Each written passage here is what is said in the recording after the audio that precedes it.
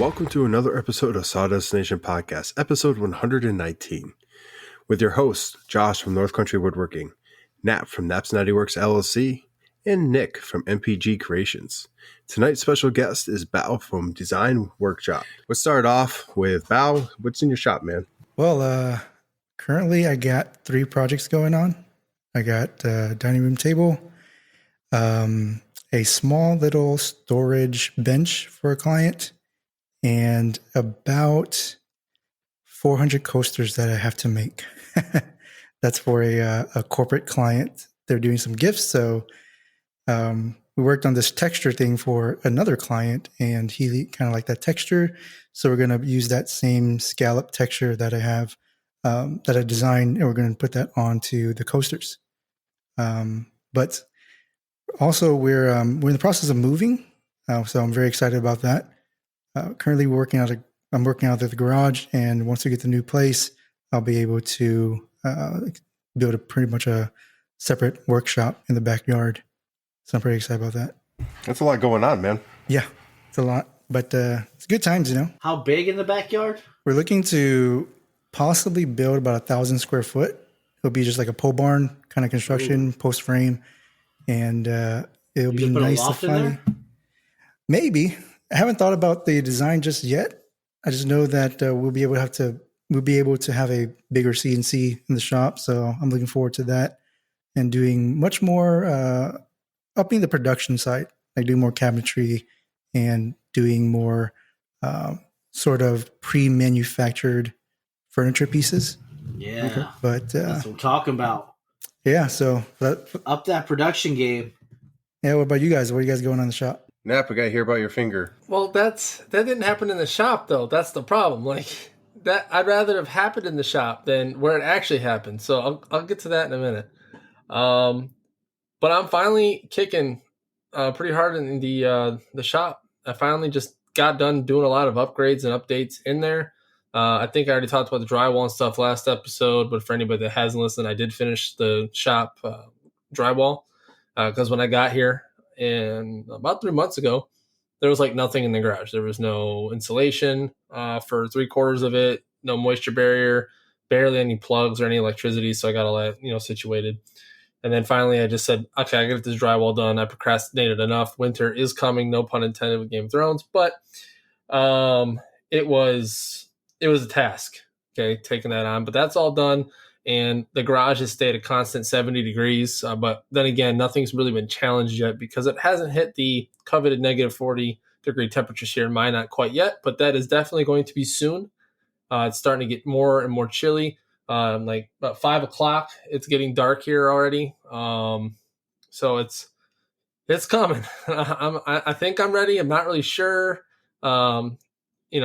what to expect, but we will see how this infrared heater I have in the garage fares against this first winter, and then any lessons learned, I'll improve from there to make it more comfortable.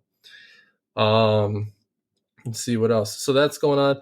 I finally started a flag. It's the biggest flag I've made so far. I mean, a flag is a flag, but the only thing is, proportions and those things. I use the same flag calculator each time to make sure I get things within the right proportions so it doesn't look odd. But everyone knows that, I mean, as long as you're not making the union obscenely large or the stripes obscenely short or skinny, it's going to look decent. Everyone has a different way of making them. So I got that going on. That's for a going away gift for a chief. They wanted a 3 foot by, I want to say it's like 18 or 19 inches framed, walnut, cherry, and, maple combo, the classic combo that Nick likes to use for a lot of his flags that he makes. And then let's see. I have finally got the laser put back together. So the glasses have been going through the laser to etch for the Air Force ball. So that's good. So kind of close to your 400 coasters. I've got 400 glasses to etch. They're about 4-minute runtime a piece. Oh, wow. Which I probably could speed it up. But my problem is sometimes when you speed things up, the quality of the production goes down. All right. So I'm just like, you know what? I'm going to do slow and steady wins the race. These aren't due until the 29th of October. So I'm not really rushing. As long as I get, 50 to 60 done in the next couple weekends a piece, I can knock the rest of them out in one solid day. So those will get done. I just got another shadow box order. It's going to be the old Hap Arnold layered with different species of wood. It'll probably be, again, more walnut. Not as much walnut, though, because walnut here is super expensive, and I did preface that to the customer that it's, like $18 a board foot. Didn't tell them that, but you guys know it's a lot more expensive here than what I was getting in Texas. See what else. So that's going to go, but that'll be my first time using a payment plan. Because I know the customer, I trust that they're going to pay me. I don't have to go through any crazy measures to make sure that they do pay me. Where's my money, so that'll man? be happening. What's that? You got my money? You got my money? You got money for a fake mustache? You got money? Listen, I'm not trying to bust anybody's kneecaps, okay? And that's quite a trip for me to do that. So I'd rather not have to go to North Carolina to do that. It's actually my first job from North Carolina, which is kind of cool. I've normally been shipping to Texas, Maryland, or any of those places, but North Carolina is a first for me, so that's cool. Let's see what else we got going on. Got a list, actually, of things. Heritage boards, those are all finally glued up and put together. Well, the boards are glued up, put together, but the signage pieces are glued up and put together. They had a miscalculation on how many they needed. It ended up being less than what they needed, but they just said, honestly, if you can just make them a little bit bigger than originally projected, that's fine. I was like, yeah, I can do that. Not a big deal. You're going to get your money's worth, right? They paid me a good amount to make these signs, so I'm going to make sure I give them something nice, maybe more to their specifications now because they realized how small the original signs would have been. So I was like, okay, that's fine. 12 versus 16, I'm good with that. So that's that. What else do I have going on? I think that's really it as far as what I'm making in the shop. I got a couple of little things, but those are more like I'm hooking someone up because we'll just say someone got a going away gift a little while back that he was not too pleased with. I sure wasn't pleased with it. And I said, hey, man, I'll hook you up because he asked me to remake it for him. So I was like, okay, cool. And no one in this podcast made this for this person. I know Bao didn't make this for sure, but it was another local maker that just did not, I guess, meet the standards of what the person wanted. Does not meet. Wow. That's pretty bad if you get a gift and you're like, hey, can you remake this for me, dude? And you're not even the maker that made it to begin with. So I'm going to remake that for him. He doesn't know it yet, but I'm actually going to probably do it at cost for him because, to be fair, he shouldn't be paying for his own darn going away. That's rough. Yeah.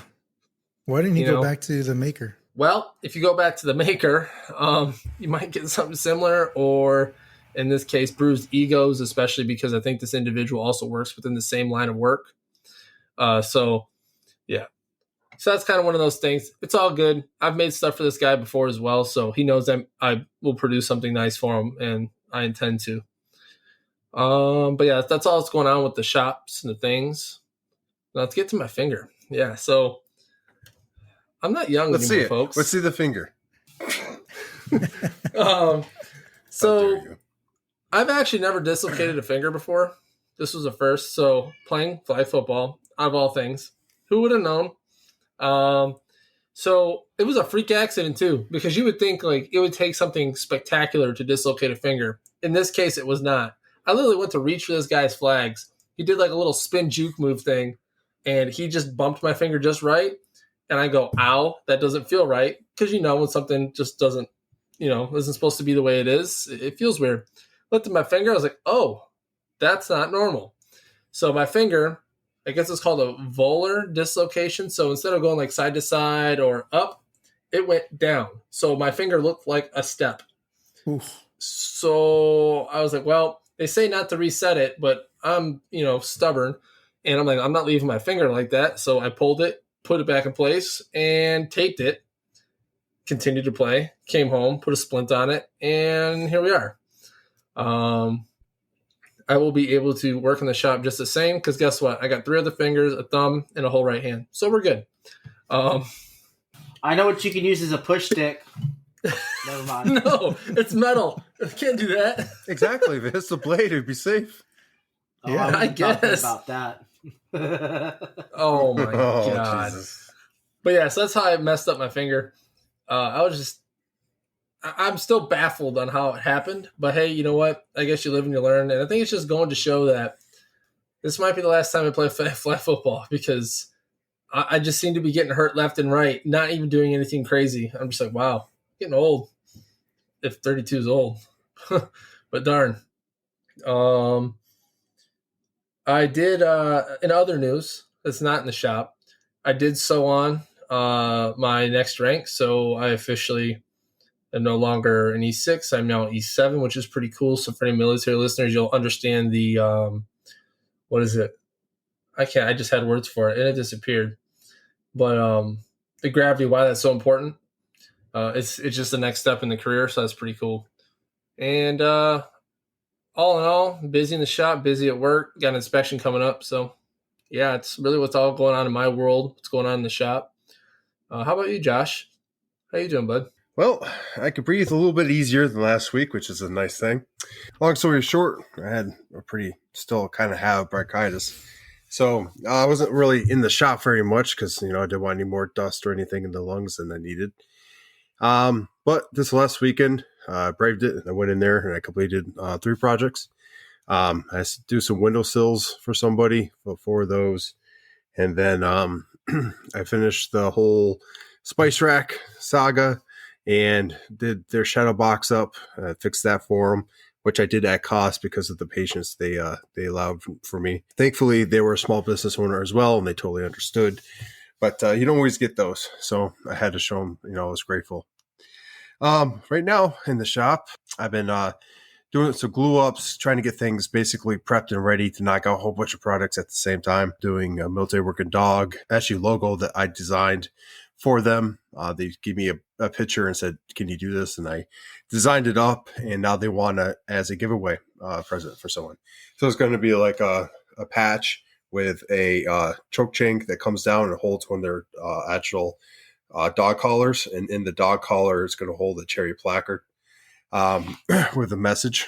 I did something similar for them when I first started working with them, but it was actually the military dog logo, and it was the same kind of concept. I'm working on that. I have another one of the large challenge coins I'm doing.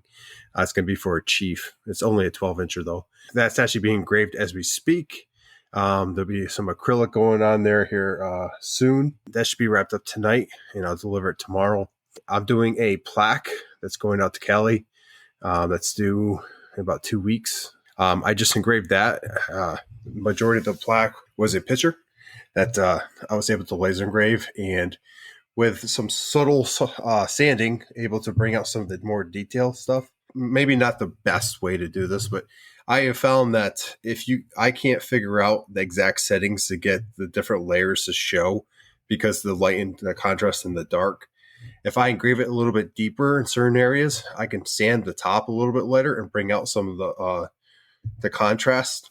And it actually gives us this really interesting look. And when you go ahead and put oil on there or whatever finish, it just makes it pop. So that's kind of what I'm doing with this. It's a very dark picture, so I had to carefully do this one. But so far, it's turning out really good. I'm pretty excited about how it's turning out. I'm going to put an acrylic piece on it as well and send that out. And that'll be done probably by tomorrow too. What else do I got going in there? I have a shadow box I need to complete in the next couple of days. And this weekend, I'll be meeting the person about halfway. It's about an hour drive in total, 30 minutes there, 30 minutes back. But it's better than shipping because we all know how shipping can be. So trying to avoid that at all costs. They're actually giving me gas money for it, so it's not like I lose. So it's a pretty good deal. That'll be going down to Delaware eventually. But right now he's in Jersey for some reason. So being in the shop, I'm actually, when I left, I actually left it pretty dirty because I, thought I was going to go right back into it. And I wasn't able to. So it's been kind of like a clean up as I go. It's not fully there yet, but I can actually operate. With that, I actually installed another computer stand next to the laser. So now that I can actually throw my computer there and, utilize it as such. Something's going on in the chat. I'm trying to read and talk at the same time. Obviously, I still got that cough. If it gets too bad, I got some heavy duty cough medicine I could take. But it's great to be in the shop. I'm going to start producing content again. I got some real material today with the laser, some other stuff. I've been missing posting in stories, but I needed a rest. Even me getting in the shop now, I could still feel like I was getting better. Now it kind of like stalled a little bit, but I got to get stuff done. So it's just great to be in there and looking forward to getting some more orders. I was supposed to get a pretty big order that was due right away, but they never got back to me. So I don't know what's going to happen with that. Hopefully they don't get back to me and tell me they still need it by the deadline they gave me originally, because that would be very costly for them. But that's about it. It's just nice being back in there and having something to talk about other than the design work. So Nick, what's in your shop, dude? Well, dude, my shop looks like somebody ransacked it. There's legitimately stuff. Can you hear me okay? Yep. There's legitimately stuff everywhere. It's bad. I have not had a free moment to reset everything. You know how like you get like in between the job to where you can go ahead and just like clean everything up and get things back to where they go. I've been like living out of a suitcase in my shop, I guess you could say. Like I must have a great memory because I remember where I put everything that I just leave laying around. But maybe not a tape measure or a pencil though, unless you have that clip it and for real. Or the router. Or the router, yeah. No, so like Nap, I have an order for, it's not necessarily a heritage board, but it's like an awards board. It's going to go on a wall, and it's going to hold pictures and like name tapes and stuff like that for people who win awards in a specific organization. And then I got so end of the fiscal year happened. It's October, so new fiscal year, and I love. It's almost like Christmas when you have like that rollover, because right before the United States government does this thing where they just like blow all the rest of their funds because they need to get rid of them or else they don't get issued the same amount the next year. So that's the time where they make it a priority to order things that they normally wouldn't order throughout the fiscal year. Like woodworking items. So I took a large order from a unit as well. So that's a few months down the road. Those will be complete. I just dropped off a large order of coasters, cutting boards, barrel lids, and all that stuff to the Garrison Brothers Distillery in High Texas this past weekend. That was fun. So like Bao down there, I was like over here turning out coasters. Mine are just wood glue ups though. I mean, they still have some pretty nice designs, but I used the Totalboat wood honey on those, and fantastic product, man. And it's not because we're sponsored by them. If I didn't like it, I wouldn't use it. And I'm using it. It's food grade safe too. So I've been putting them on the cutting boards as well. And then just various other onesie twosie custom orders for plaques and shadow boxes that I'm buried in. I'm working on 4 shadow boxes currently in the shop at the moment, and just bouncing back and forth from one to the next to the next to the next. So life's been pretty, it's been pretty flowy here. Like you go from one project and immediately start the next, and then there's really no break in between, which is good for business, but at the same time, I kind of wish that I was full-time, because I would have more time during the day to get things done, and then have a set time at the end of the day to kind of tidy up, at least in theory. But Bao, what about you, man? I know you're running full-time operations down there. Telling you from experience, even when you go full-time, you have no time at all. So it's you think you have a lot more time, but nope. Not at all. What are you running though? 12-hour days or 10-hour days, 8-hour days? So my days are pretty flexible. I'm the main person who like picks up the kids, drops off the kids. My wife, she's a teacher, so she pretty much at school the entire day. So drop off the kids, By the time it's like 10, that's when I start to work. And then I'll pick up the kids like at 3. That's kind of like my general day. Sometimes if I'm super busy, then I'll work after dinner into the night. So it's really just random every single day. But I know, Mondays are usually like the business days. That's where I handle all the meetings, all of my, all of the calendar stuff that I need to do. That is set for Monday, and the rest is just whatever happens. I don't really have, and I think that's a problem too with me. I don't really have like a set schedule. I think I need to do that. Keep myself a little bit more accountable and a little more organized. Mainly because I think I'm doing a lot. I'm doing the YouTube, I'm doing the business, and I'm trying to just manage all the social media platforms. So it does take up a lot of time, and I need to be a little more organized. I gotta ask because I'm super invested in this whole journey. I'm about to once I retire from my current job, I'm going to do what you did and go full time. But I got to know, do you get more family time than you did when you had a full-time job and you were doing this? I do, because I make it a priority. I make it a priority to pick up the kids, to drop off the kids, to spend time with them after work. There are days where I would be super busy, where I maybe only spend about an hour out of the day with the kids. And I would say overall, I do have more times with the kids. I'll say that. We just had our daughter. She's 3 months old. And I think that at that stage right now where we have 2 kids, it does slow down the business a little bit, because I do, again, want to prioritize, spending time with her and being with her since she's so young, and enjoy these moments. So it's a sacrifice that I acknowledge, that I choose for myself, and that's the good thing about being your own boss, is you can set the priorities for your life and for your business. So congratulations, by the way. Thanks. That's pretty cool. I think you said 3 months ago? Yeah, she's 3 months now. That's awesome, man. Yeah. Hey, not to veer away from Bao here, but we had another woodworker had a baby recently. Yes, he did. Actually, I think he had twins, didn't he? He had twins. Twins. Wow. Twins. Yeah. So congratulations to Kumo from Kumo's Workshop. By the way, we're doing the birthday. We should have a segment now. But new anyway, woodworker to the group. Yeah. Just you mean new employee? yeah.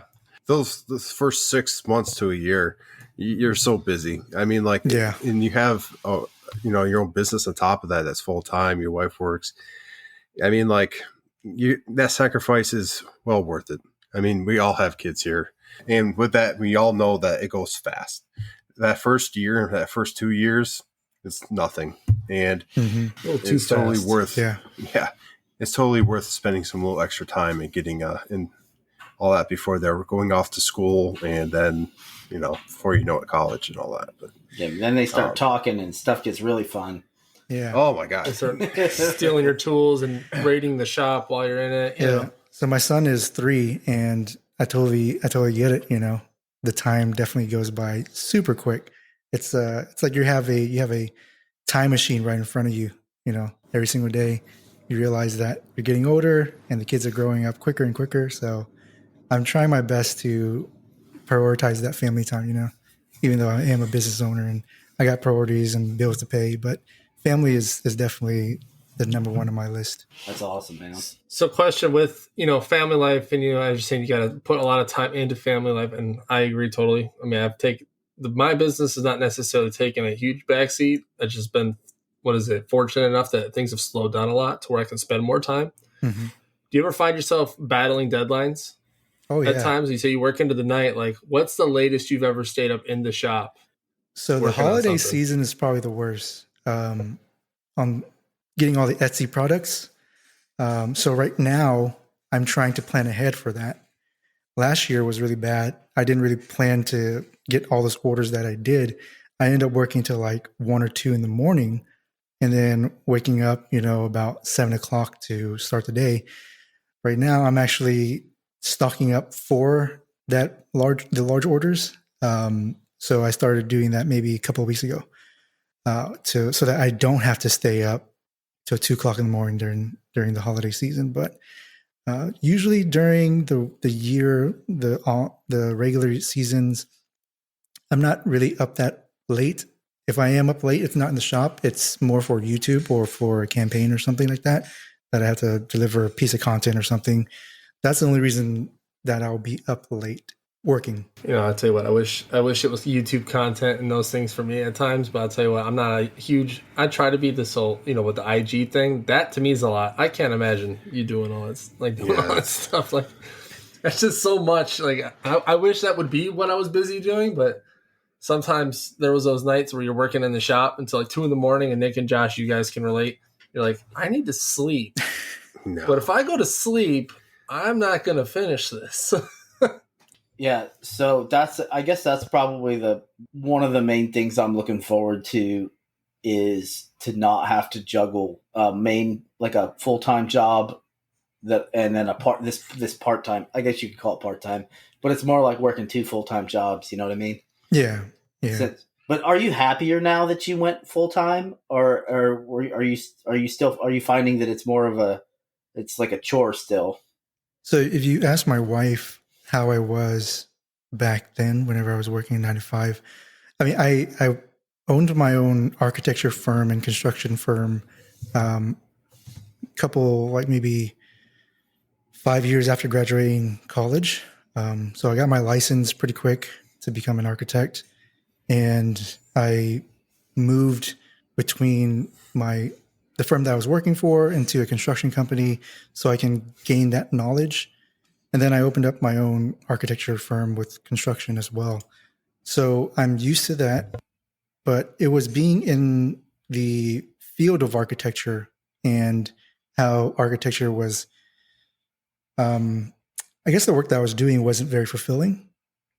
And I was very depressed, wasn't the best person to be around. I was stuck on the computer for 8 hours a day, sometimes 10 hours. Oh, wow. Just doing like drafting, like moving lines around. And you do that for weeks and weeks at a time. It's just life draining. So whenever my wife would come home and she would just see my face and see my attitude, she's like, "Were you at the computer all day?" It's like, yep. So I am way happier now that I made that transition. Like, I feel like I'm more alive, more who I am, who I want my son to see his dad to be, my kids. So I would say that it's definitely given me a lot of that freedom, giving me that creativity that I've always been wanting in the field of architecture that I never really had. And also working with my hands. I think that's something that I really missed whenever I was in the field.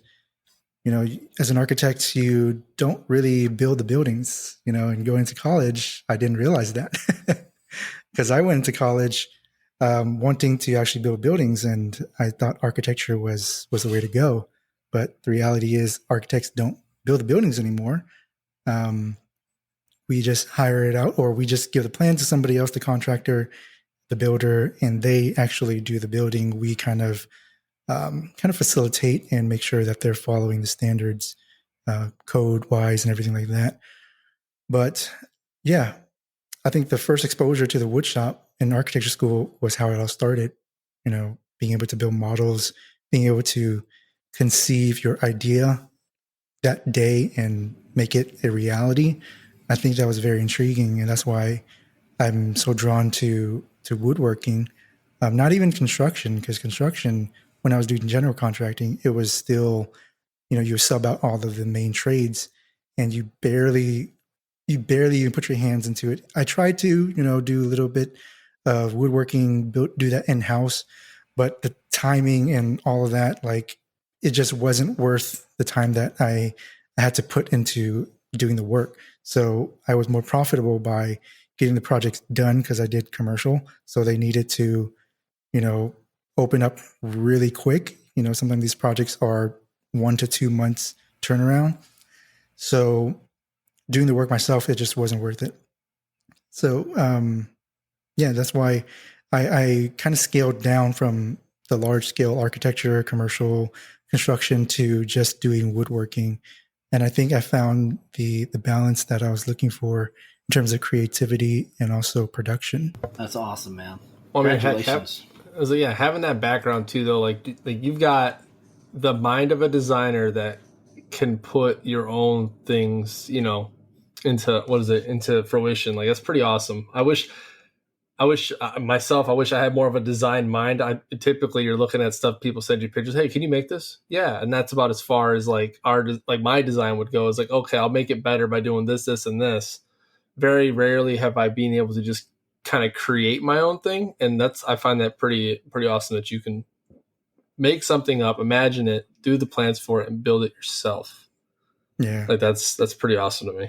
Yeah. What was that movie? Was it like No Regrets? That dude with the tattoo, like right here.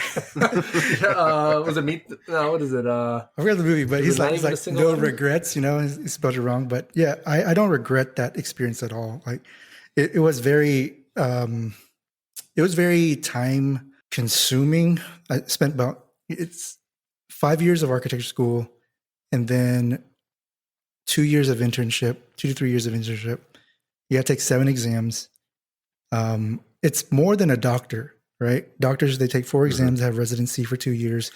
It's almost about 10 years total of like education, even if you include the college education as well as postgraduating. So it was a lot of time that I had to dedicate to get that license. I still maintain my license. I still go through the continuing education. I still see the value in the having the license, and a value of continue to learn, what materials are out there, how people are, how construction is going, and trying to incorporate some of that eventually into woodworking. So I got to ask. Oh, go ahead, Josh. Oh, Jinx, you owe me a beer. I know, right? Same time. It's Polacks for you. But yeah, I do got to ask. So you made the decision that first day where you didn't have to do your old job and you stepped in the shop and that was your main job. That must have been one hell of a feeling. Like that must almost breaking free. It was definitely a mixed bag of emotion. And I would say a lot of it was fear. I didn't think, I don't think I got rid of that fear until I would say maybe 6 months into it, because I like the paycheck. I like that steady flow of income. And at that time, my son was still pretty young. So being a dad, I was always, I was afraid of like, how am I supposed to provide for the family and things like that. So it was definitely a lot of fear, but eventually I knew that this is what I want to commit myself to. And if you want to do something, you're going to make it work. If you want something really bad, you're going to make it work, because you have to. You have to just put 110% in. And if it doesn't work out, then at least you tried, But if I didn't put it all in, I didn't put 110% of myself in, why even do it? So that was my answer to the fears. Like, you just have to make it work. Like, it doesn't matter. Like, you have to make it work. All of this is on you now to make it work. And if it fails, it's your fault. But at least you tried. We don't really think about it like that just because we're not in those shoes yet. I think I want to talk for all of us here, but for us that day we separate and we are able to go in the shop full time. If that's what we end up doing, it's on the calendar. It's a countdown. We cannot wait for it. But that's a good point. Something we are not thinking about just because the excitement, the anticipation, the wait. Your anniversary is coming up for separating from your job and doing woodworking only, correct? Yeah. So tomorrow is the official business anniversary. 1 year of forming the LLC. It was actually in February where I decided to not take on any architecture clients. So during that time, from February to October, it was more like winding down the other side of the profession. And then on October, that's when I went and formed the LLC officially. So that'll be tomorrow. Very exciting. I'm going to post up a post on Instagram about it to just give everybody an update, and things have been going really well. I didn't expect it to pop off so well for me. But I'm grateful for it. Very grateful for all the clients and all of the people who trusted me with their builds. And I would say that if anybody is interested in going full-time doing woodworking, it is possible to make a living out of it. It is possible, but you have to market yourself in a certain way to a certain client. That's the reality of it, because find your niche. Yeah, you have to find your niche, and just realize that as you can't service everybody and their needs, right? What I mean by that is, like, my time right now, I can't spend time making cutting boards. It just doesn't really fit the hourly wage that I need to pay myself, right? I would have to make tons of cutting boards in order for me to pay myself that type of wage that I'm looking for to, take care of my overhead, take care of me paying the bills for the family, and take care of the family in general. So I can't do that anymore. Do I like making cutting boards? Yeah, sure, but I just can't have the time to do that. So not every single client that comes to you, you should pick up. So you have to find a certain clientele that you want. If you want to make cutting boards, then how can you make a living doing cutting boards? Are you doing kind of like wholesale? Are you doing, are you reaching out to real estate agents? Are you, who's going to buy a cutting board, right? Who are the people who typically buys it? So not to say you can't make a living making cutting boards. There are people who do that. But it's just not where my niche is at. It's not what I want to do. But definitely woodworking, you can make a living. You can support your family on it. I could definitely tell you on the cutting board thing, like that seems to be like the hotness, if you will. And I will say, like, I've made a couple one-off cutting boards because, like I said, I don't make a bunch of cutting boards either. Because, like I'd say, our niche is military memorabilia and heritage and those things, right, which is where we make a lot of our money. But the couple times I've made cutting boards, like, people ask me, well, what can you make me for this much? And I'm like, I tell them this is what it is, for me to, still get paid something decent based off the job. Yeah. And some customers have turned me down, and I'm like, well, listen, you're not going to get a 2-inch thick cutting board that's, like almost 2 feet wide by, a foot deep, for $150. I'm sorry, because the materials that you want me to use cost a lot.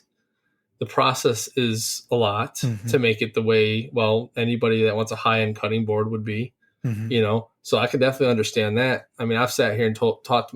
I got 6 years till I retire. So, I sit here and I think, like, okay, what is my niche going to be? And honestly, I'm going to, like you said, you market yourself. I'm going to position myself to a point where I'm based near a military installation, and I'm going to make shadow boxes and maybe signage. I don't really want to get into like the acrylic awards or anything like that. Like, that's cool, I could do that, but I've already found something that I'm really good at and that I can keep, perfecting, because you'll never be perfect. I mean, I'm sure you could probably even admit that with your vast experience, that there's always something that, you're still improving. Interrupt you to say his photography is perfect. And that's, I'll stop that. Hey, I'm not even taking shots at it. I'm just saying, just out of the blue here, like, there's always something we can improve on. And heck, I'm sure, what do they say? The hardest part about woodworking is finding how to fix your mess ups. That's how you find out how good you are. Yeah. How well you can hide your mistakes, pretty much. Yeah, but you'll always know it's there. That's the rough part. Yeah, they're features. They're part of the design. It's a special cutting board because of this particular feature. Yeah. That little guy over there, don't worry about that little guy over there. That crack that filled with epoxy? Yeah, that's a feature. Yeah. What's the worst? I know this is kind of a question we like to ask everybody. What's the worst you've messed something up, and how did you fix it? And did you fix it well? enough to where it was not noticeable? Would you fix it gooder? Let's see. So I did a vanity with a a medicine cabinet, and whenever I went to drill the adjustable shelves, on one side I set it correctly and everything like that. The other side, I set it like half of an inch off. So the shelves were just like this. I was like, where the heck did that even come from? But I mess up when I rush it. And when it comes down to the very last moment, I tend to rush it because I just want to get the project done. I don't know if you guys deal with that, but I think a lot of us who are makers, we are like, especially those who are design oriented, and I think a lot of us makers really are. When you're working on a project for like 1 week or 2 weeks, at the end of that project, you're kind of like, you're drained, right? You're like, I want to do something else. I want to get on to the next one. And I struggle with that a lot. So towards the end of the project, I kind of just, whatever, let's just drill these adjustable pinholes in and let's just get it done. So I didn't really measure that. And then for my house, I mess up a lot over here, guys. Like, it's almost every single project, there's some kind of screw up. But I think it's a human factor. The biggest one is my own house. It's on YouTube and everything like that. But doing the living room, I measured 87 on these slats. I went to go cut it at 78. Oh, yeah. It was late in the night, and like, you just don't even know what happened, but it is what it is. And I have a whole bunch of little sticks that they're in the garage, and eventually it'll become a bench. I hate that. You measure like 6 times. Oh, hey there. As my son. You measure like a bunch of times and you still cut it wrong. And you're like, but how? Yeah. How did I in the beginning, when you first start woodworking, it's so easy to mess up a cut, the simple cuts, because you don't measure, or you cut on the wrong side of the line, or you forget to take out the blade, or, you get a ruler that has that little gap before the measurement actually starts and everything's off just by a little bit or two. It's very easy to do that. And as you progress, you think you get better, which you do, but you still end up making little mistakes, as you were mentioning. And I think it's important for everyone out there to realize that, like, if you don't make a mistake on a project, then you made one and didn't even realize it. Because I have never made one project yet that had no mistakes on it. There's always been something little, but it's been there. And that's just me. I mean, like, I'll go ahead and say it. It's a human thing. Even on the repeatable ones that you make tons of? Yeah, there's always going to be something. I mean, like, something's going to be off or not perfect. I mean, even if you have a CNC. If you can make... Yeah. Because sometimes you're not setting your hold downs correctly. Like, sometimes if I put something on CNC and it's not properly, held together, then you're going to have some mistakes. It just happens, Part of the process. So we've talked about your past, how you got into it. We talked about kind of where you're sitting. But what about your future? What do you have planned for the next 5 years, if you don't mind sharing with us? Yeah, so I mentioned in the brief opening, we're getting a shop, and I think it's a very long time coming. Most of the projects that I work on are usually like built-ins or some kind of big furniture piece. And right now, my living room is pretty much my assembly space. The dining room is my finishing area. And my wife is, she wants to just strangle me because she doesn't have a house, like the entire house. See, everyone has that issue, Yep. So I just did this, 15-foot long built-in, and it was sitting inside the living room and the dining room for like a couple of weeks. So it's just been very inefficient to work in the garage right now, mainly because of space and the project size. So we're hopefully going to close on the property about maybe 2 weeks or so. trying to get the survey done right now. Last process of negotiation is making sure that there's no easements where I want to build the shop, and there's enough square footage on the lot based off of our, code for how much area you can cover on your lot. I don't know if you guys deal with that there, but down here you got to deal with that because of flooding and such. So that's going to be the future, is to do that shop, and I would call that a 2.5 shop. It's not going to be the final shop. I do have plans for like the final shop on the property. That's going to be a little bit more architecturally nice. This one's going to be a pole barn. It's going to be, standard metal shed. My ideal for a wood shop is something like Frank Howarth. He has like a really nice design for his shop. I don't know if you guys follow him, but his work is amazing. His video is amazing.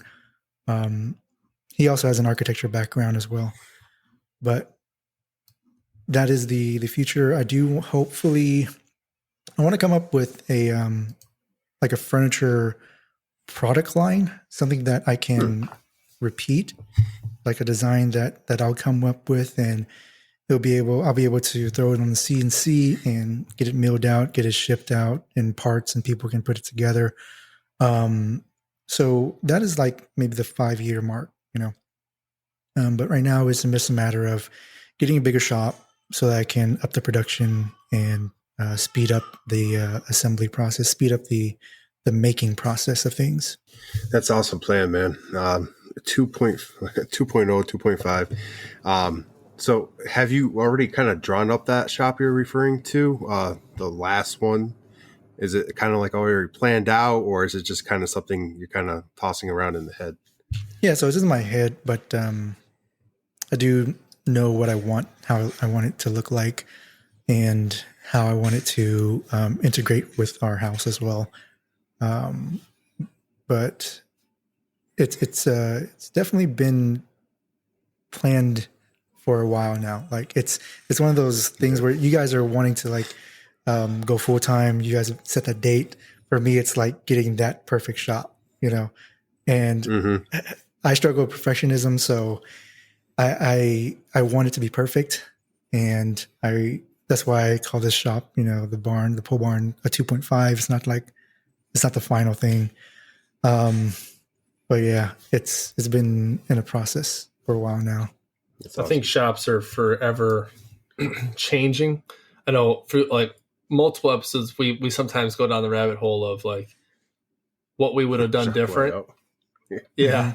So like Texas for me, when I was in Texas, that's where I started, right? That was 1.0, right?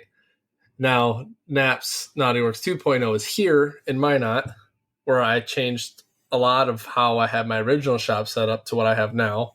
And just like you, they'll probably be maybe closer to retirement. If I move again, God, I hope I don't move again. Moving your things is moving a shop, let alone your whole house. I am not looking forward to that. Even though like this house is literally down the block, I am not ready to. I don't want to move the shop. Like it's just gonna be a headache. Downhill? Can you just like ride on your tools? I wish. But doing all your dust collection and running all the pipes, and I'm not looking forward to that. I think that, so I don't know if you go through this process, but like every so often you're like, I can better optimize my space. You just like get a harebrained scheme in your head while you're laying in bed at night thinking, well, if I move this equipment here and move this other equipment here, and then you go and do it, and then you're happy with it for a while, but then I don't know. I've probably rearranged my shop 6 or 7 different times in over a year since I've been here. So do you ever go through that process in your current setup, or? So I rearranged it maybe twice, and it's hard for me to rearrange things because like I purposely bought bigger tools because I knew that I was going to get a bigger shop anyways. So, and it could be like, it's just my attitude with making it perfect. It's like, I'm not in the perfect shop. So why even, spend the time it's not a great attitude about it, to go about it, because your workspace, it needs to be organized and for it to function properly. But for me, it's like, it's there, it works. I'm not going to change anything about it because I'm going to move anyways. So that was like 3 years ago. So I've been in the same space with the same layout, and I don't want to move it because it's a pain in the butt. I'm going to have to redo all the pipes, rerun the electrical, because everything is exactly where it needs to be, based off of how I moved in. So yeah, I do go through that process in my mind, but when I think about it, I'm like, nah. They're like, do I want to do that? When we move into a place, and like for me, I talked about this a lot in the podcast in the beginning about like, I'm going to move. It's going to happen. I'm not staying here for another 4 years. I will move. And if I don't, I'll be really surprised. So that's why everything's on wheels. That's why, like, in the beginning, I was building things out of 2x4, basically scrap wood.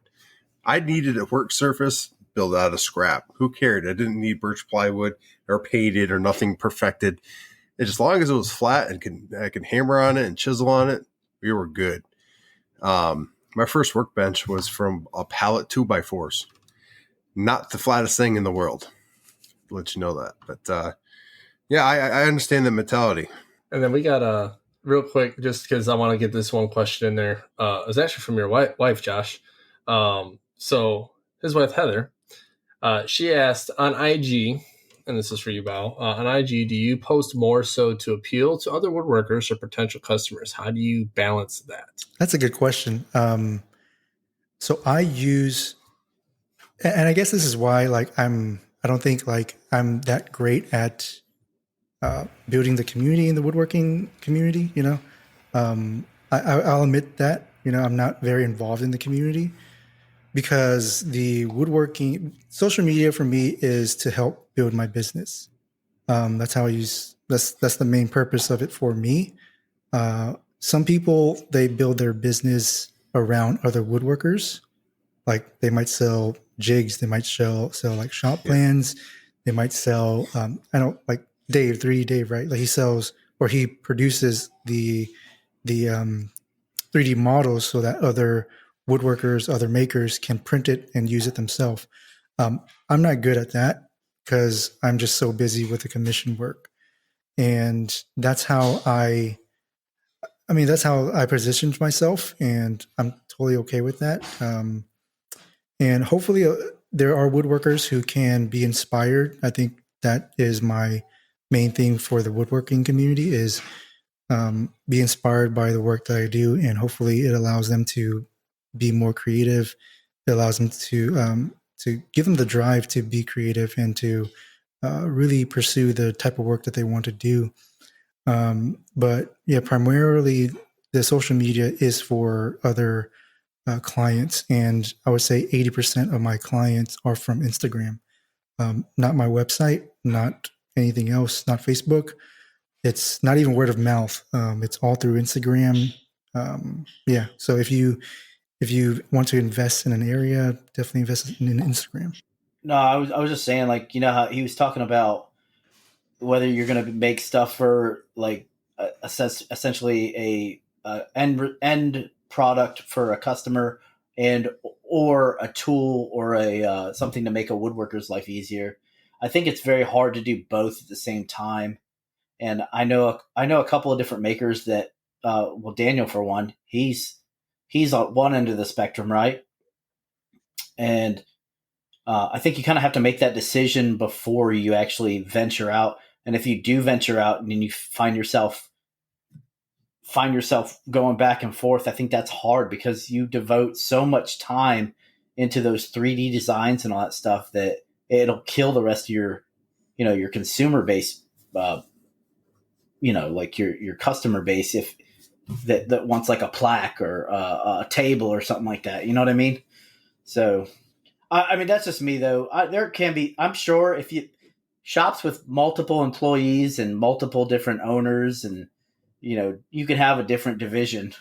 But like for us, one man shops, there's no way I could make anything for even devote the brain power to come up with something to make y'all's life easier. You know what I mean? Yeah. And that's why like the content that I produce is hopefully educational towards the woodworking community, or again, inspiring to them. But I'm not going to be the type of person that makes a jig for another woodworker and try to sell it. I do have like free plans and stuff that I've made because I made a YouTube video about it and I needed to make the plans anyway. So then I'll just throw it up there, and if somebody wants to buy it, then great. But there are a lot of people out there who are way better than I am when it comes to making jigs, making woodworking, type of things to make another woodworker's life or shop time more efficient. I think like Izzy Swan, right? Like he's done a lot for the community in terms of making all the products. So yeah, I think you got to pick where you want to go first. And it's not to say that I'm not going to jump on that side later in the future. Who knows? Like if content creating it's enough to take care of the bills, then maybe I will focus more on the woodworking side of things and doing more educational stuff on that side. So, Well, I mean, like you said, you've devoted so much time into your craft and put so much time into what you've produced thus far. It's like, okay, my eggs are in a basket right now. Let's just continue with what works until you have the bandwidth. I mean, hell, you've got your babies, right? So at this point, your family, that's a part that you're putting up even more of your eggs in that basket. So you're very much spread out right now. So I think eventually once you're able to start spreading more love later, I'm sure, like you said, it'll happen. Yeah. And I look forward to seeing it. Yeah. But yeah. But I do want to do courses in the future, like create some type of furniture piece and build a course around it, like maybe a lounge chair or some type of table or something like that in the future. But I think that's something we'll look at when we have the space for it, So have you ever heard of William Douglas Co.? Yeah, he's from Arizona. I've seen his work. His work is really awesome. He does some amazing stuff, but I also noticed that more of his content now is based towards his classes that he puts on because he has that one chair that he like has his signature chair. Yeah. And I think it's been actually a really successful source of revenue for his business to allow, like, because he's got two sides of the house. He's got the school portion, and then he's got the actual, like, they take orders and build furniture, but they're not mass producing it. Yeah. And I think Chris Salomone from Four Eyes, I think that's how I pronounce his last name. I can never pronounce it. But he does a course too. I think he does live courses. I'm not sure if he still does the live courses, but I know he has courses on making chairs and things like that. And it's specifically just one chair. It's pretty cool. It's pretty beautiful design. But I think that's something that I want to do in the future. That'd be pretty cool to get into, the fact you learn the craft to such a point where you can teach someone over a video, and have them come away and be able to produce that. It takes a lot of time, because having someone sitting next to you and talking them through it and be able to step in and do something and show them the technique, but to actually show it in such a way people could pick it up, does have a certain talent to it. Yeah, and I think it'll also diversify the income. I think as a business person, you definitely want to diversify where your income's coming from. And I have been able to create 3 different streams of income for the business, and that course would be the fourth. For right now, it's the SC, it's the commission, it's the social media. Those are the 3 sources of the income. And social media, I also include like affiliates and campaign stuff that I do for brands. So it definitely helps if you want to do woodworking full time. Just don't do one thing. It's important to just try to bring in revenue to your business from other sources as well. So I like the fact that you can make money while you sleep. especially when you produce like that video or content or whatever, and then if it's good enough, people will pay for it, right? Mm-hmm. And then they purchase the classes, and next thing you know, you don't even have to do anything anymore with that particular video. I mean, you're probably going to make more videos, but at that time it becomes passive income and you're just collecting a paycheck. Yeah. Yep. That's, I think, the dream for all of us is find something that produces while we're not actually physically working. And the classes is a great idea. So I think a lot of people go into the jigs and stuff is because they can mass produce those, sell those. But I mean, you guys, everyone's mentioned this during this particular episode, but finding that piece that fits into your life that you're able to produce and make money off is what we all search for. It's what we're continuing to search for. Nap has an idea what he wants to do. Nick, himself. I haven't won the lottery yet, but we're getting there. You're getting there. You could tell. I mean, like, you're starting to hone your craft. And Bao yourself, I mean, you have a plan. You've done it. You made the big step that a lot of people that listen to this podcast want to do. And that's huge. I mean, I can mention your name to pretty much a majority of our listeners, and they know exactly who you are. Your products that you post are they're clean. The best way I can explain this is it's visually satisfying and clean looking. Like, that's the way it is. It's just the best way to describe it. You definitely have a talent in that sense where you could produce works of art that are functional. Your page says it all. I mean, like, your design, your logo says it all. Everything is just very clean. When I met you at Workbench Con, you gave me your card. Your card, I mean, like, it's in your hand. It's heavy. And the feeling of it, I mean, like, it was just clean. So you definitely set yourself apart from the pack, and it shows. Yeah, and I think it just comes from the architecture background. Like, we were taught a certain way that design is so important.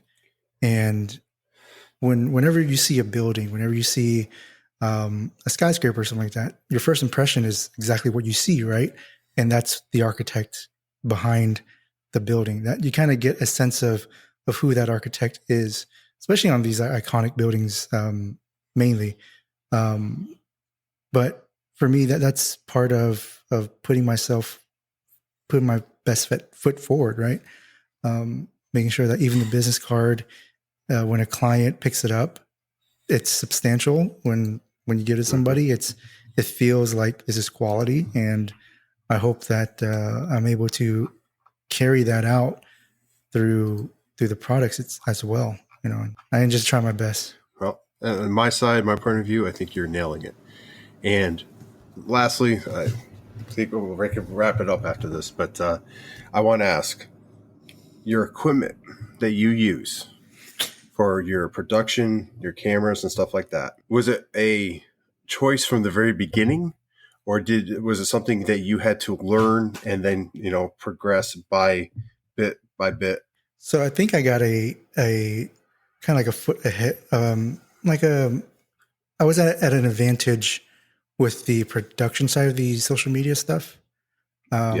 I did wedding photography and architecture photography for like 8 years, mainly weddings. Okay. So in terms of photography and lighting and composition, I understood that already.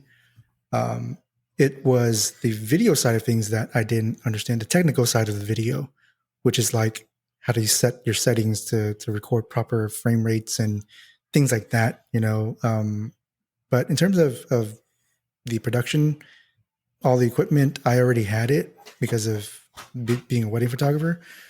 So I didn't have to invest much in the YouTube stuff, the video, but I did have to invest in the audio, which I'm still learning. That's awesome, man. I mean, like, the fact that you had the skills, and it shows. But we're going to go ahead, unless you guys got another question to add, wrap this episode. Yeah, I got a question.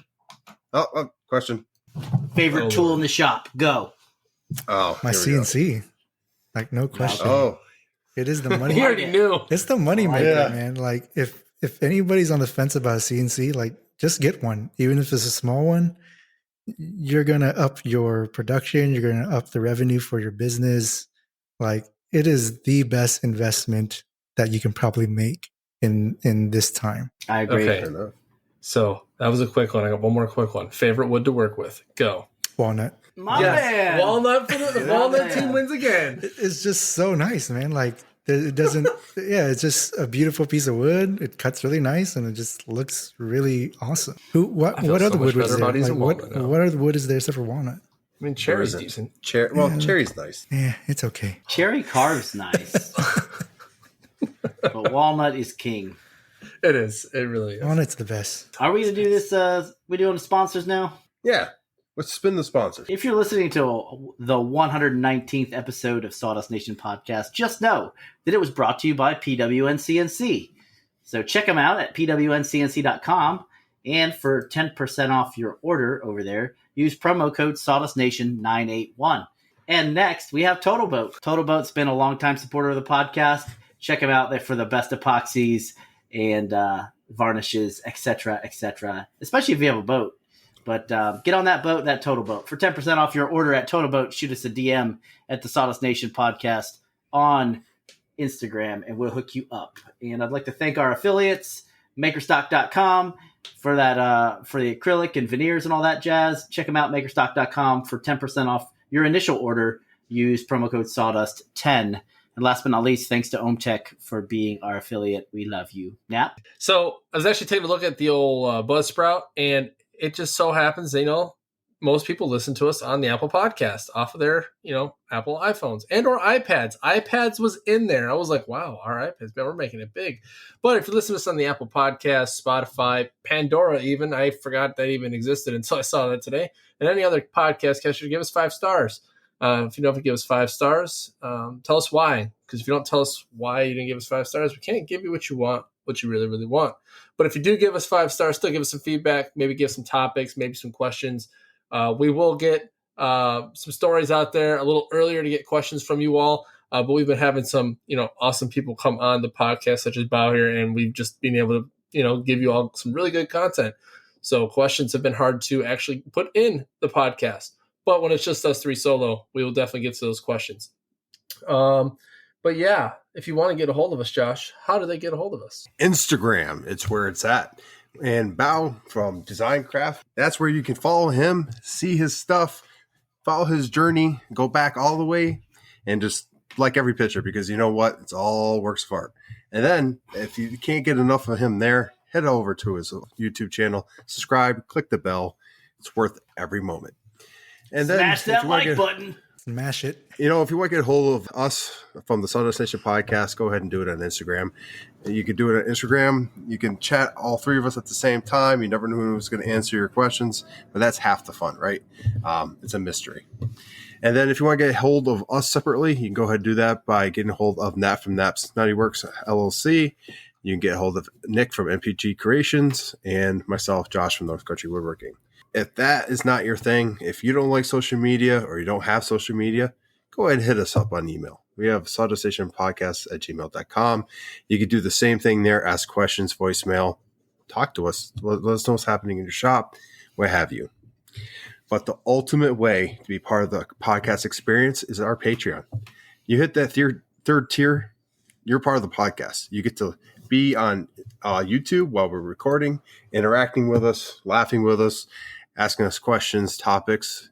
You get first glance at who's the special guest and ask them questions as well, live. And then you get 2 entries into every giveaway, and there's much, much more that comes along with that. So become a Patreon, you get more sawdust. And with that, we're going to do final words. I'm going to toss it over to Bao. Well, thank you guys for having me on. It was a great conversation. And if anybody's out there who is looking to go full time, I definitely say make those small steps, and you will get there. So believe it, put it into practice, and it'll happen. Nap, what you got? Hey, so, we talk about the community stuff a lot, talking about helping each other out. And that's in any form or fashion, whether it be through education of videos, through inspiration. It's something we really actually don't talk much about, is just being inspired by folks. So, Bao, thank you for even bringing that to light. Because honestly, I mean, we help each other through, we'll say chat, their lasers, their CNCs and those things. Not very often do you hear people say, I'm here to inspire folks. And I think I would like to think we inspire some people. I mean, some of our listeners do reach out and they say they look up to us. Well, there's a lot of people to look up to, folks like Bao and other great makers out there. So keep inspiring folks, because you never know who is watching and who might even ask you for tips, hints, tricks, or just in general, have a good conversation with. So just keep adding to the community. It's only what makes us better. Nick, what do you got? Well, like always, take care of yourselves and each other. And, like Josh said, check out Bao's page. We're scrolling through it just now, and I can't believe it, man. It's phenomenal. But I'm going to kick it on over to Josh. Thank you, everyone, for joining us for the 119th episode. Appreciate you coming on and sharing your journey. It's definitely something worth sharing. So thank you again, man. With that, turn us on when you're making that cup of coffee in the morning, making your breakfast, on your way to work, on the way back from work, at work. Who cares? Listen to it in the gym, in the shop, mowing the lawn, shoveling the snow. There you go, Nap. I got you in there too. Yeah, it'll be soon. What have you? Thank you for joining us. Get in the shop. Go make some sawdust. The Sawdust Nation. Out!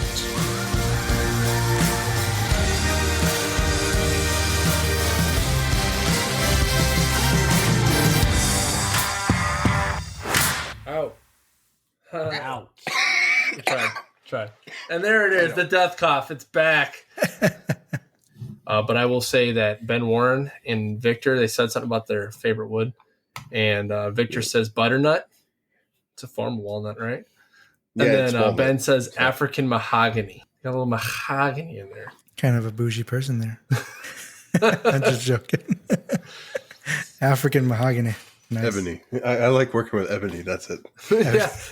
Yeah. I mean, if you've got the money to spend on ebony, man, whew, that stuff's expensive. The only wood that I hate working with is wenge. Don't even get me started on that stuff. I hate wenge. It smells bad. There's people that love it too. It's when if you get a splinter, it's so painful. Yes. It's the worst splinter in the world. It's so bad. Why is that? Is it just not come out, or it doesn't come out? It doesn't come out because it's so small and brittle, but it's pretty, from what I've read, it's pretty toxic. So it's very painful from like the oils. I had one and it was worse. It was really bad. Really, really bad. Ouch. That's why it sucks.